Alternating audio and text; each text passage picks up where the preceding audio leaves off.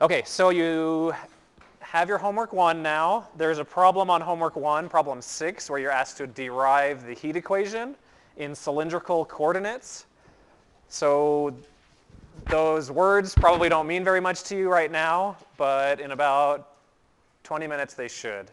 So we're actually going to go through and derive the heat equation today in Cartesian coordinates, and then you'll have to solve the corresponding problem for cylindrical coordinates on your homework.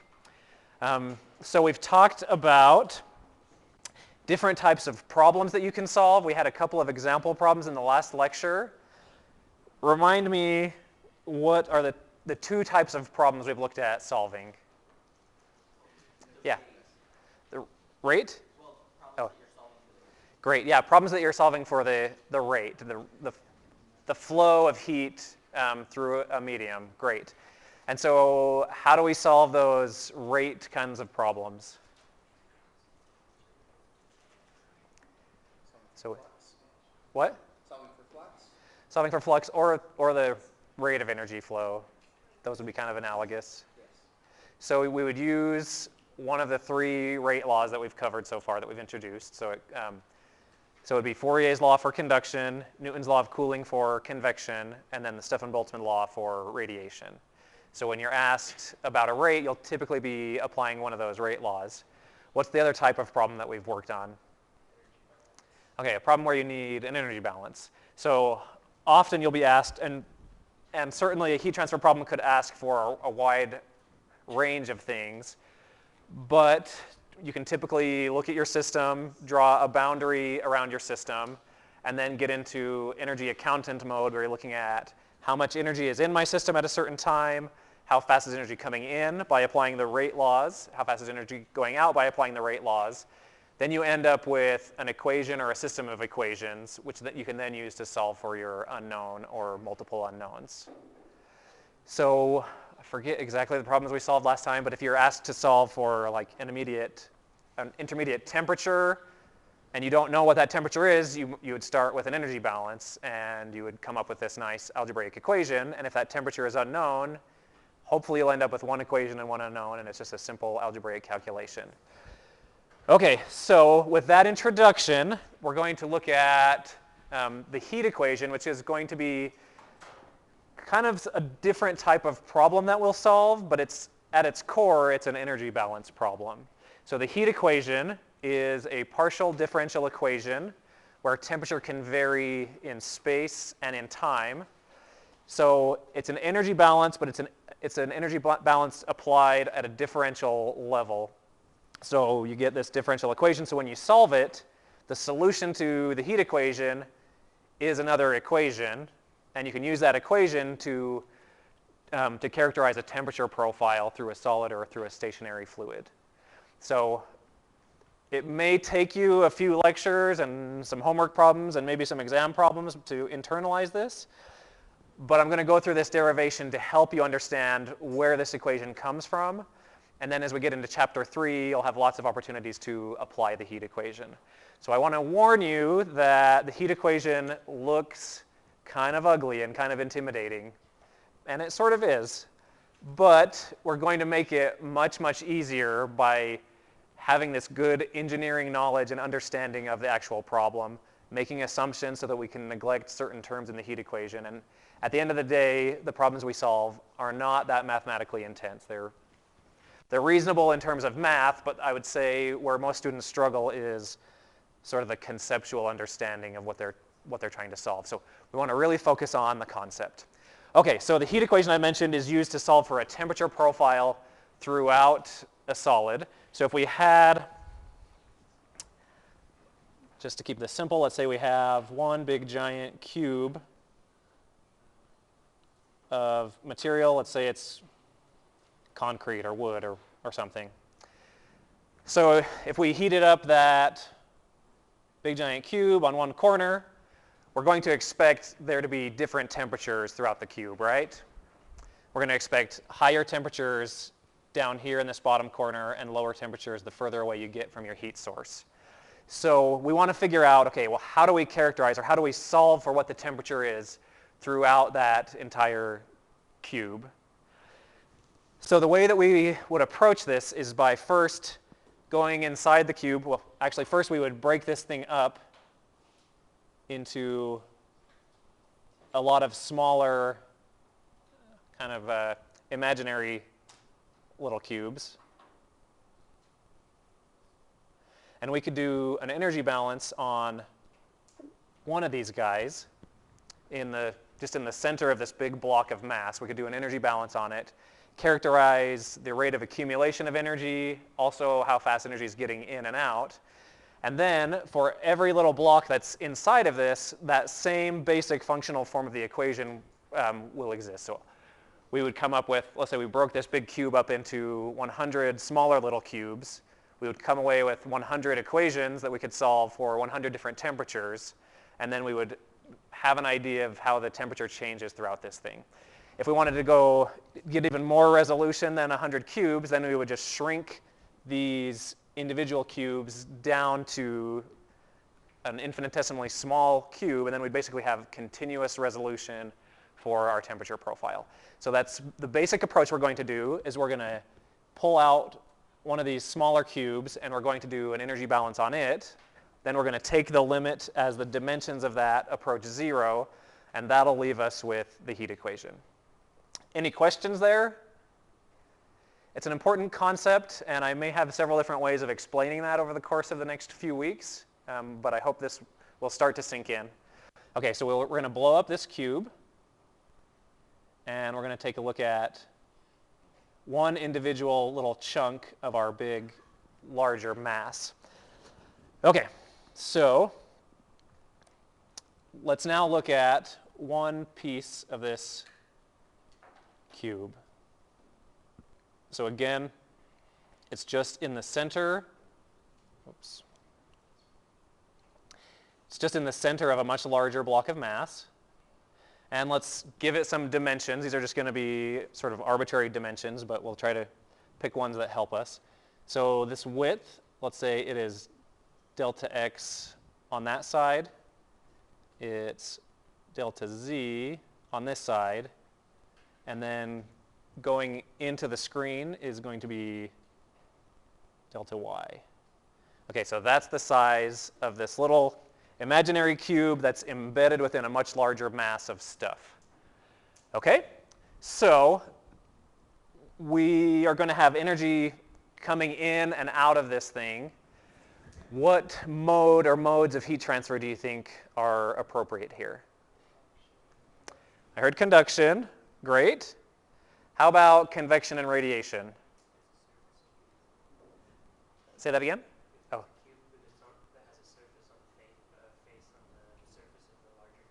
Okay, so if it's exposed, if it has an exposed surface, then convection and radiation might be important. However, this one is totally embedded. It's just an imaginary little cube that's deeply embedded within something else. So it's all surrounded by solid. So James, that's a really good point.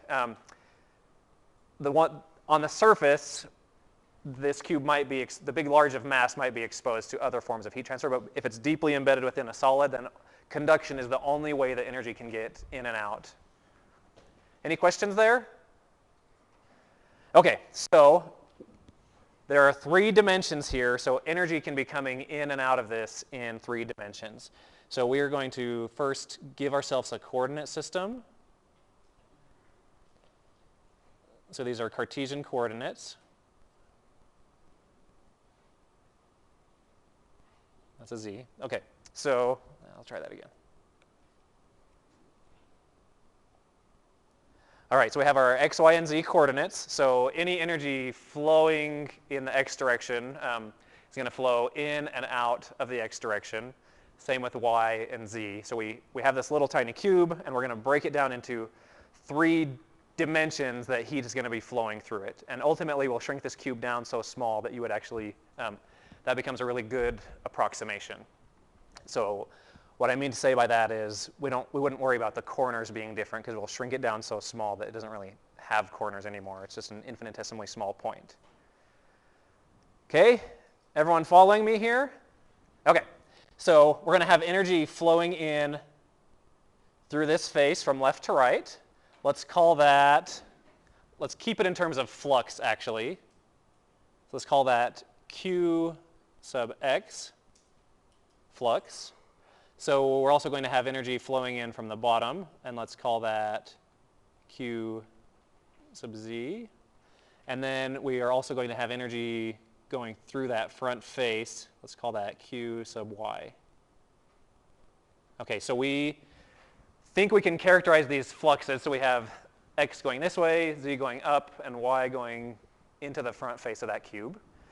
All right, so we've sort of defined our system. Now we're going to do an energy balance. So the thing to understand with energy balances is that you can define any control volume you want, and you can do an energy balance on that control volume. Great. I can define a control volume around, what's your name? Around Kyle. And we can calculate the energy coming in and out, consumed and generated by Kyle. So does solving that energy balance on Kyle, does that help us in any way? Well, it might or it might not. We have to figure out how and where to apply these energy balances so that it gives us useful information. So energy is always going to be conserved in a control volume, so you have to be really smart about the way you're applying this energy balance. In this particular case, we want to be able to solve for how temperature changes with space and time in a big hunk of three-dimensional mass. So because we want to know how it changes on a continuous basis from one point to another and from one time to another, we've got to choose a control volume that's going to be really small because we're going to want to resolve temperature on a really small and continuous scale. So our control volume is just going to be, for this particular problem, it's going to be just this tiny little cube. Okay, so now we do an energy balance on that control volume. And I definitely want some help here. So what are the terms that go into the energy balance? I'll give you the first one. It's accumulation.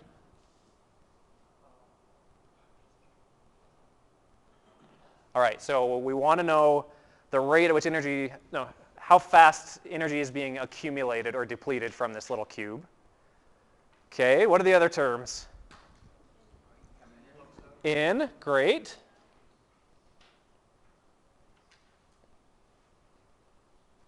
Okay, so we have accumulation, in, out. Yes? Generation, great. And you could also have consumption, but we'll just assume consumption would be negative generation. Okay, so accumulation is the rate at which the total energy inside that cube is changing. And this is something you'll need to get really familiar with. It's typically going to be a mass multiplied by a heat capacity multiplied by a change in temperature, or if a material is being melted or evaporated, instead of a change of temperature, you would have a change of state. So you might use like a heat of fusion there or a heat of vaporization there instead of dT/dt. Okay, so that's typically what goes into this accumulation term. So how do we characterize the mass of our little cube here? Yes, Peter? Density times delta x, delta y, delta z. Great, thank you. So we have density multiplied by delta x, by delta y, by delta z. Then we're also going to have our heat capacity, Cp, and then we still need this temperature derivative on here. So dt, dt. So the temperature of this material would tell us how much energy is stored in there. So the change in temperature versus time tells us how fast energy is accumulating. So I'd encourage you to really just get familiar with density times volume times heat capacity times this change in temperature. That's your accumulation term when you're dealing with a sensible change in energy. When it's latent energy, then you need to think a little bit harder than that. Okay, so that's our accumulation term. Okay, help me out with this in term. How is energy getting into our system? Okay, we have our flux from the x, y, and z direction, great, multiplied by the corresponding cross-sectional area that's normal to the flow of heat. So no radiation, no convection. It's all purely conduction. So we have coming in, we have Qx, that flux term. It's multiplied by the area over which that flux is entering. So how do we quantify that area? Delta z times delta y, perfect.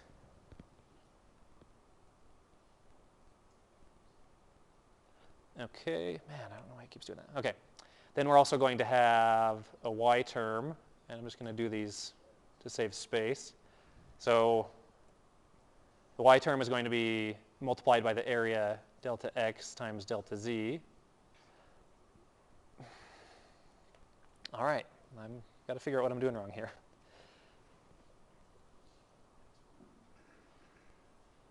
Okay, and then we have qz multiplied by delta x times delta y. Okay, so we have energy coming in. So if it's coming in from this side, can you guys see my little pointer? It's coming in from over here. It's going to be conducting from here into here. Okay, how is energy getting out of this cube now?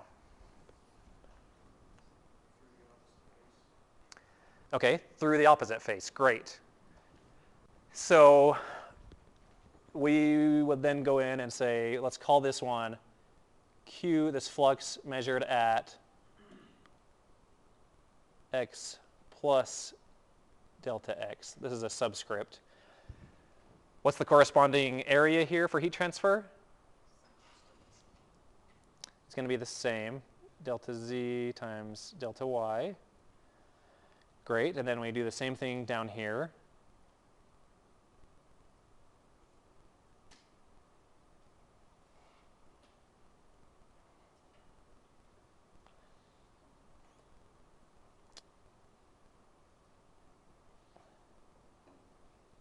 Z plus delta z, and then we have delta x, delta y. Okay, great. So we want to keep our equation very generic and applicable to a lot of different kinds of situations. So in terms of generation, we can't just say that it doesn't have generation, because it very well might. There might be some sort of mesh of electrical wires embedded into it, and it may generate energy. So the nomenclature we'll typically use for generation is going to be this Q with a little dot on top. That's going to be the heat generated per unit volume. So that would have units of watts per meter cubed. So what are the other units we're getting? If you look at one of those in terms, we have a flux, watts per meter squared, multiplied by an area, which is meters squared. So we end up with watts. So our Q term, our Q dot term for generation is watts per meter cubed, or energy, rate of energy generation per unit volume. So what do we need to multiply that Q by to get it on the same basis as all the other terms? All right, so our whole volume, which would be, great, delta x times delta y times delta z.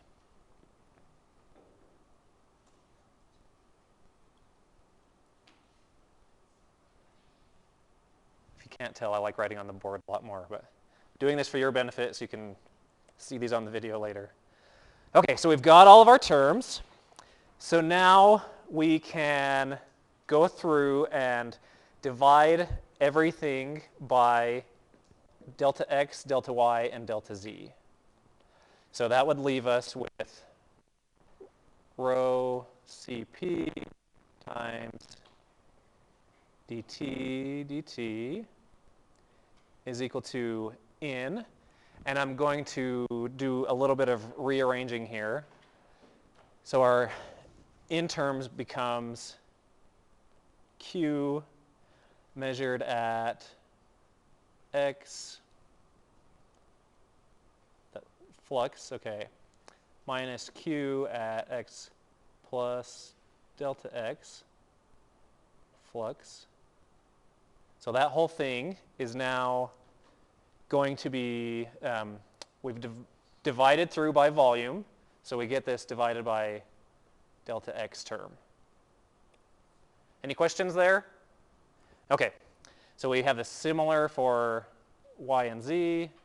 I swear I'm not touching anything when this changes the screen, so I don't know what's going on. Okay, so we have qy double prime minus the out term qy plus delta y divided by delta y.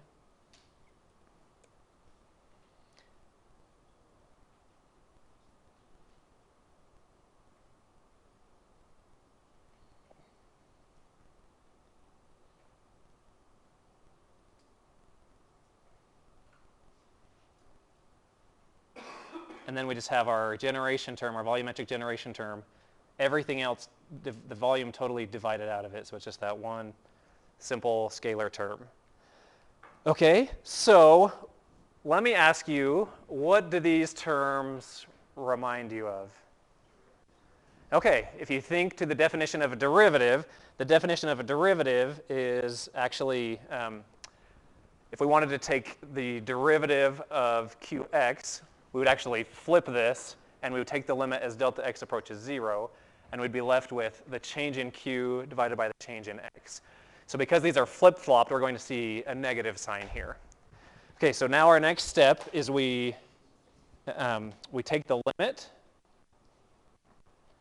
as delta x, delta y, and delta z all go to 0.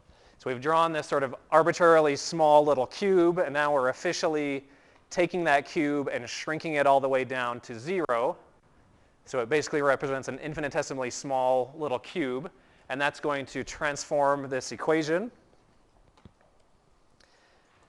down to something that, so now it's a partial differential equation because we are no longer in this dealing with a discrete mass. We're going to have change in temperature with respect to time, and then we're going to have change in heat flux with respect to space.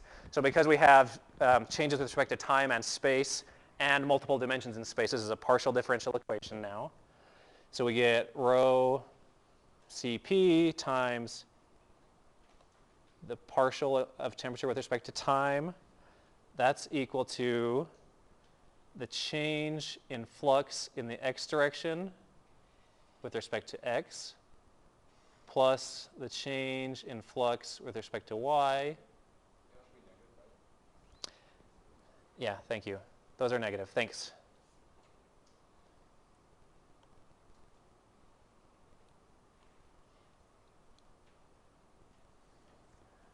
All right, minus, thank you for the clarification. Minus the change in flux in the z direction with respect to z, and then we still have our generation guy just hanging out there. Okay, so now, how do we characterize flux? So we've done an energy balance, and so far we've just said energy's coming in and out of each face of this little cube, but we haven't really thought about the mechanism for how the energy's getting in and out. We know that it's conduction. So how do we characterize a flow of energy by conduction? What's the rate law? Okay, so now we can apply Fourier's law, and we can quantify what each of those flux terms are. So the flux in the x direction is going to be equal to minus k times the change in temperature with respect to x. So when we would do the same thing for both y and z. So we're going to take this guy, because it's equal to the flux in the x direction, and we're going to substitute it into here. So we make that substitution, and we're going to end up with a couple of derivatives. So this is going to be a second order partial differential equation with respect to all of our spatial coordinates. So we make that substitution. Substitute this guy into our bigger equation, and we get rho Cp times dt is equal to the partial derivative. Okay, so now Fourier's law has the negative. Our equation above from the energy balance also has a negative, so those cancel each other out, and we end up with positive terms here. And we have k is still embedded within that equation.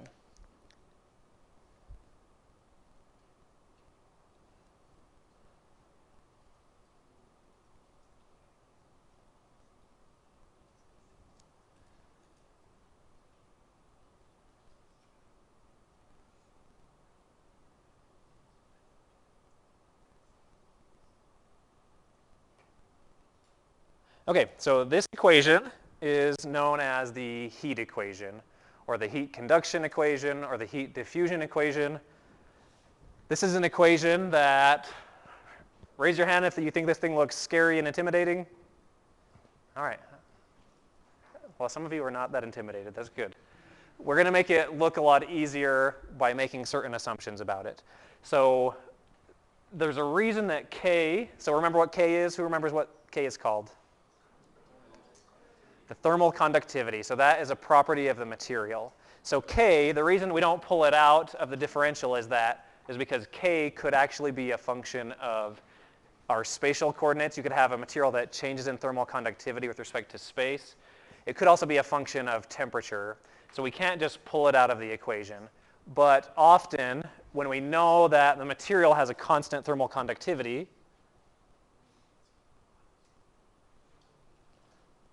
then we can pull that K out of that inner differential, and our heat equation looks a little different.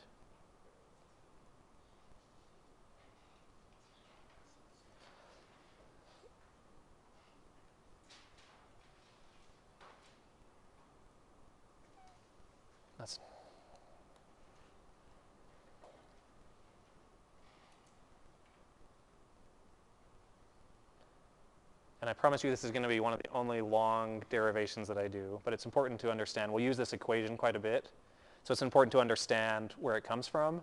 And you also have a homework problem doing something very similar.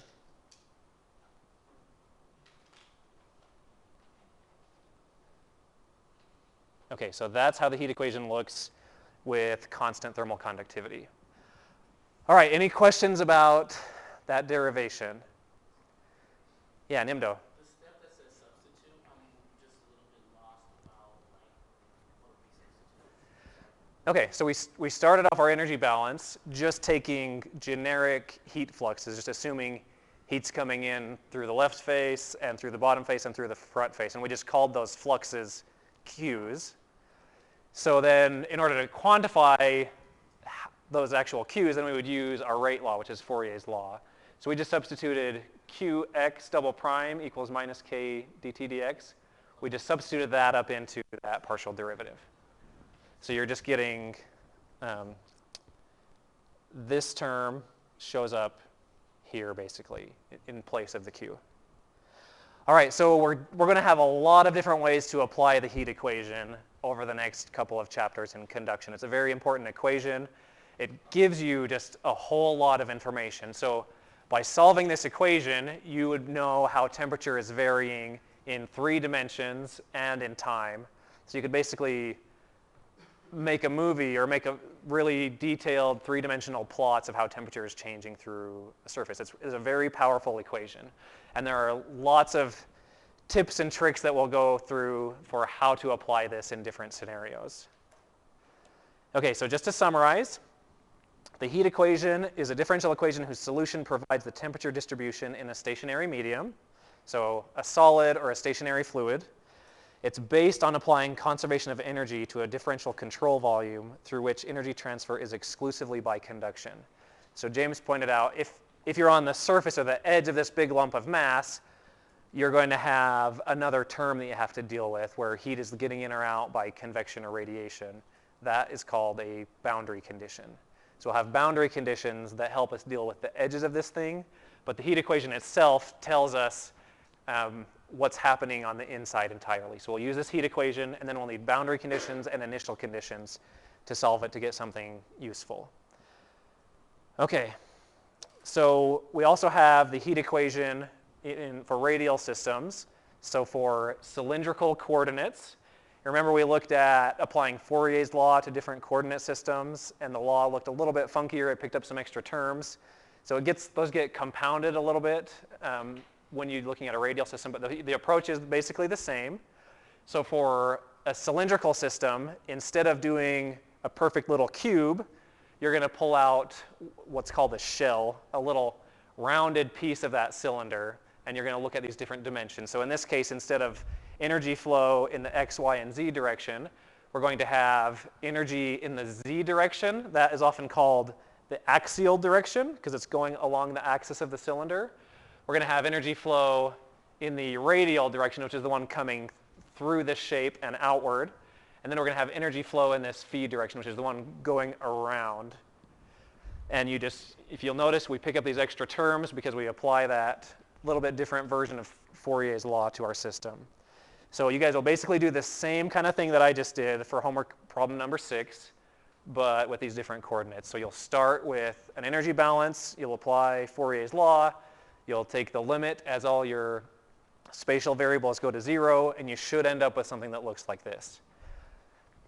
And again, I promise you, you won't have to do long derivations like this in an exam problem, but it's really important to understand what the heat equation is and where it came from.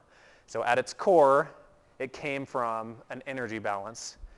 We did an energy balance on a really, really tiny piece of material, but that same energy balance would apply throughout the whole material until we get to the boundaries, and then we'll have to apply boundary conditions.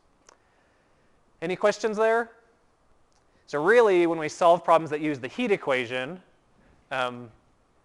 at their heart, they are energy balance problems. It gives us an equation, and we'll have unknowns, and we solve that equation for the unknowns to find out whatever thing we're trying to find. Typically, it'll be a temperature distribution that we're trying to solve for. All right, so we also have spherical coordinates, which could be really useful if you're describing something that is spherical in shape, where you have 2 angular dimensions, theta and phi now, and then you have radius. So the radius tells you how far out you are away from the center of your spherical coordinate system, and then the 2 angles will tell you how far you are in either direction as you rotate. So you'll have this equation whenever you need it. It'll be in the book, it'll be in these notes. No need to write it down right now. Okay, so we're going to go through an exercise now, looking at a cylindrical system. This is launched on the Socrative app. So, the Socrative app doesn't have the picture, so I'm going to leave this picture up until I give you guys a minute or two to answer it. Okay, so we have a long concrete cylinder. It's heated by an electrical wire running axially down its center. So it's got this electrical wire, which is, the picture's not great, but that wire is directly in the center of the cylinder. But it ends right here, so it doesn't go all the way through. So how many spatial dimensions are we going to care about when we solve this problem? So go ahead and answer that in the app. Are you guys seeing it?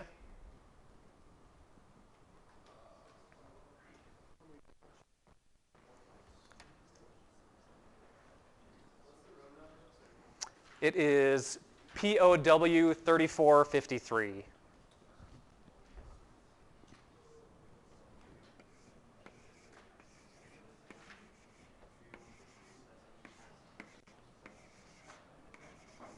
And then your login is just your last 4 of your unit.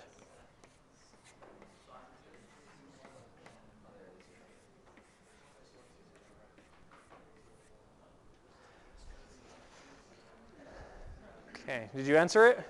All right.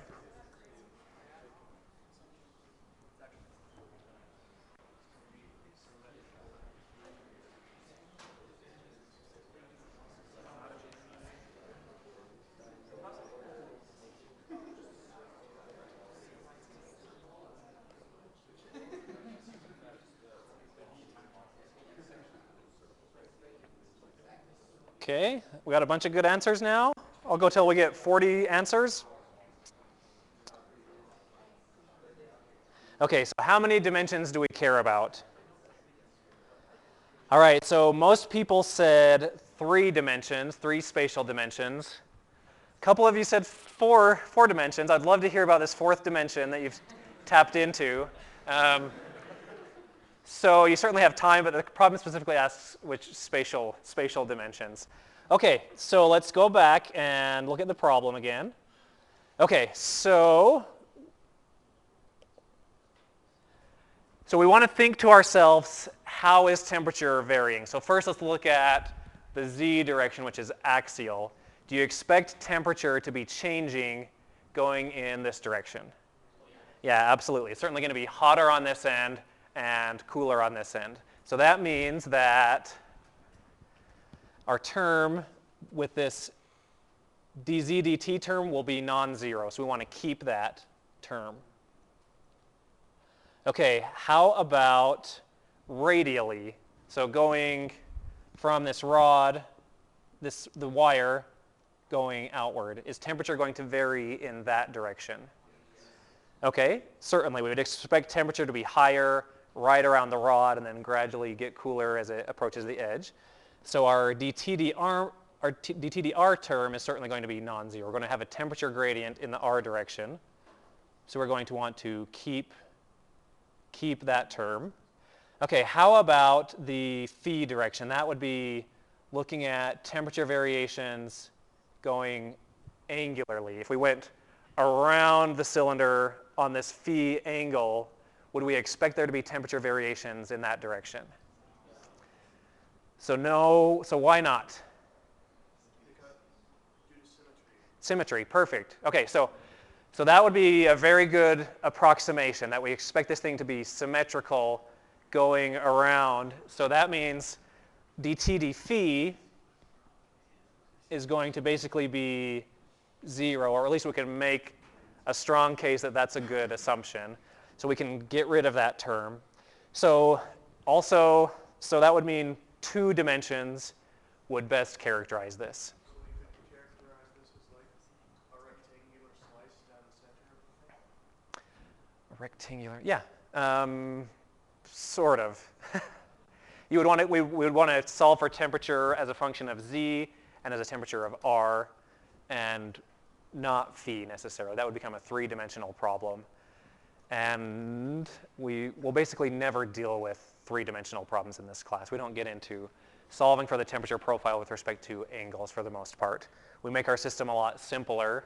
And even that with those 2 terms is still kind of a challenging problem to solve. But that symmetry helps us, so we don't have to consider this particular term. Then if this problem is at steady state, which term do we get rid of? Wrong. So it's not Q. If it's at steady state, we get rid of dt dt, this accumulation term. So at steady state, we get rid of this term. And then if we're told that there is no generation in our system, then we get rid of the Q term.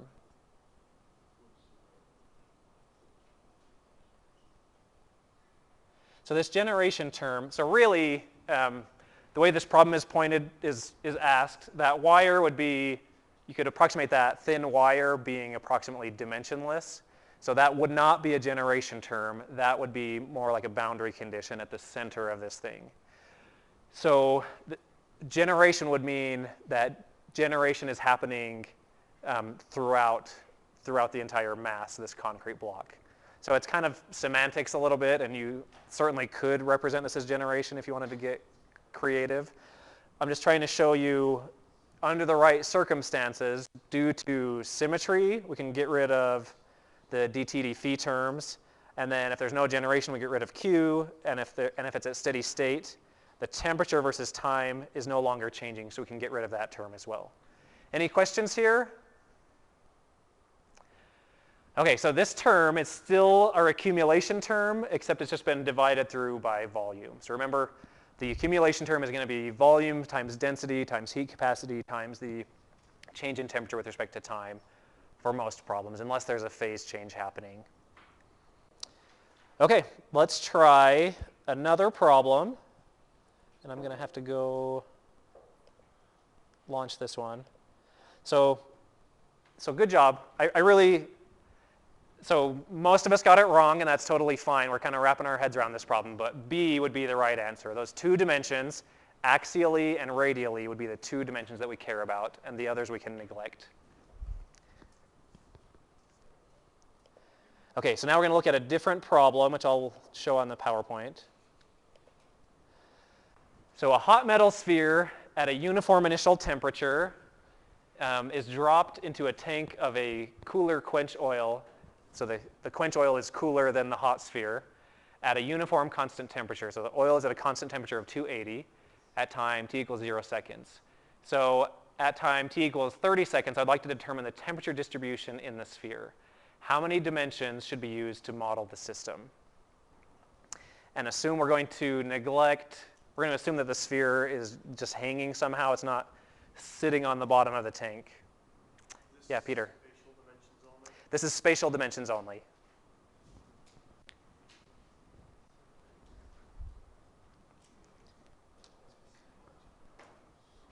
Yes?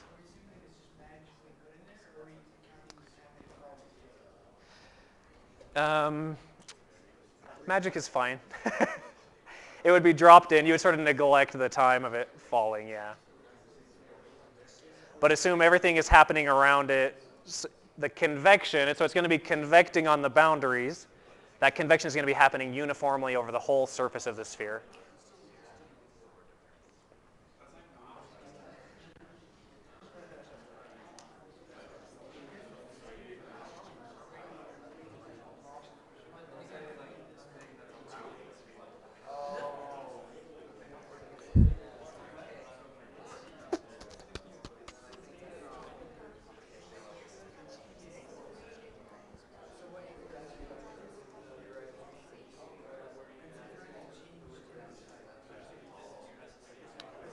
All right, so as soon as we get 35 people, I'll show the answers.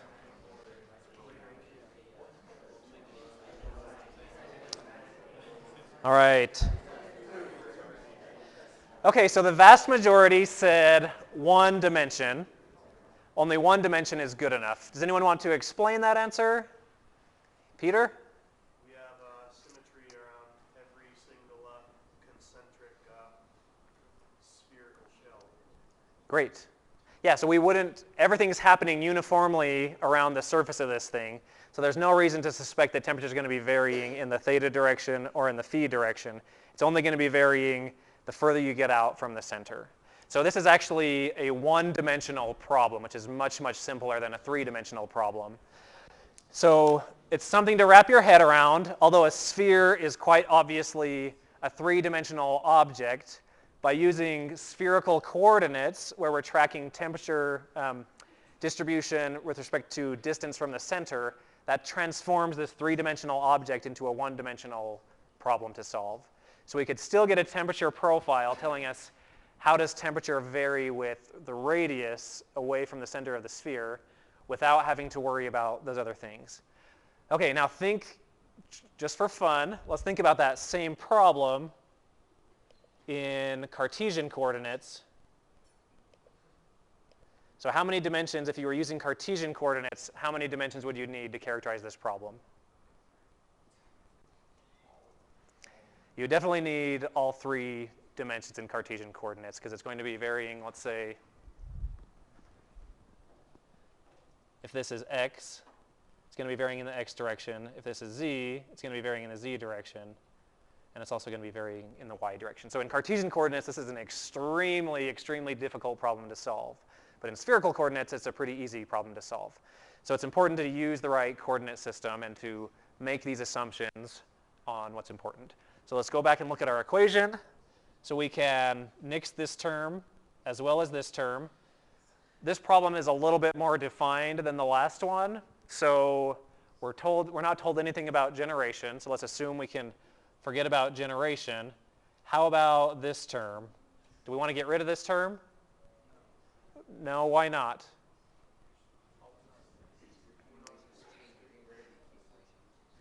Yeah, we haven't, this is what's called a dynamic or a transient problem. We're given times in here. At time t equals 0, you introduce this sudden change in your system, so that means temperature is going to be evolving over time. So we have to keep that term because we care about the time dependency of this problem. But in terms of spatial dimensions, we've got it down to just one spatial dimension. Any questions there? So looking at the language, it's dropped into a tank. So assuming that the tank is really, really big relative to the sphere, we would expect very little temperature change to happen in that fluid in the tank. So what does the steady state solution look like for the temperature distribution in the sphere?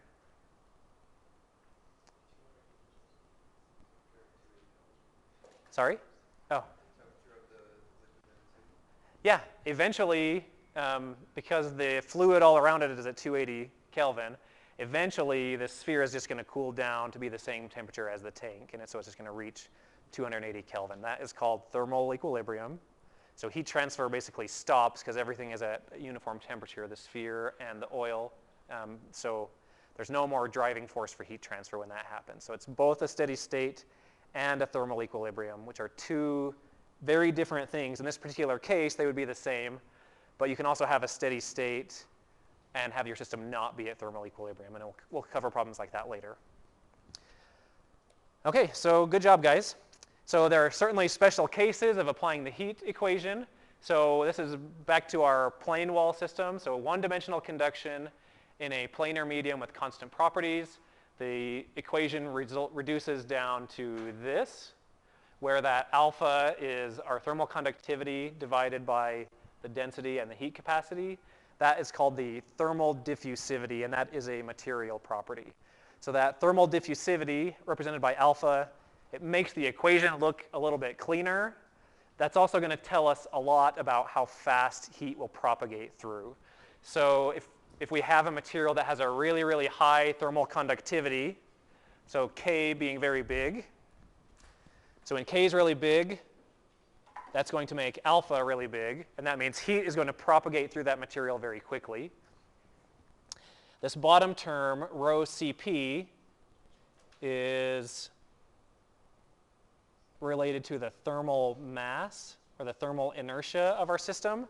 So if we have a system that is really, really dense and that has the capacity to absorb a lot of heat, when that gets really big, then alpha gets really small. So a material that is really big, is really dense and has a high heat capacity has the capacity to absorb more heat. So our temperature is not going to propagate through it as quickly. It has more thermal inertia, so it's going to take longer for changes with respect to time to occur. So this thermal diffusivity sort of lumps those three terms together, and that can tell you something useful about how fast temperature is going to propagate through a material. Okay? If you want to think about that in a different way, that rho Cp term is always multiplying dt dt. So collectively, rho Cp times dt dt is the volumetric accumulation term. So if a material has a really high rho and Cp and you're injecting energy into it at a certain rate, that material is going to be able to store more energy per temperature. So even though that material compared to a material that's lighter and has a lower heat capacity, its temperature is going to change more slowly, even though it's absorbing the same amount of heat. And that was a lot of words. We'll put some intuition to that as we go throughout the semester. So we talked about, so the heat equation applies within this big mass of stuff because it's all about conduction. But when you get to the boundaries, then you have to deal with what are, hopefully you're all familiar with, our boundary conditions. So when you're solving the heat equation, you're going to have boundary conditions. So you could have the surface temperature is constant. You could have, there's a constant flux applied to your system. You could have convection happening, or you could have the surface being insulated. So we'll get into these special cases. And I think the heat equation, we just did a big long derivation and got a big complex, nasty looking equation. We're going to be looking at much more simplified cases of the heat equation, and that's where you'll have to apply your intuition and know how to solve these boundary conditions. So are we going to expect to remember the stuff from PDEs? Like, were you expecting to solve the... Yeah, memorize all your PDE solutions. Just kidding. No. So we actually, no, most of the time the math is actually fairly straightforward. There'll be some fairly simple integrations where you get like natural log or something squared. Or we'll come up with numerical ways of solving the more complex problems.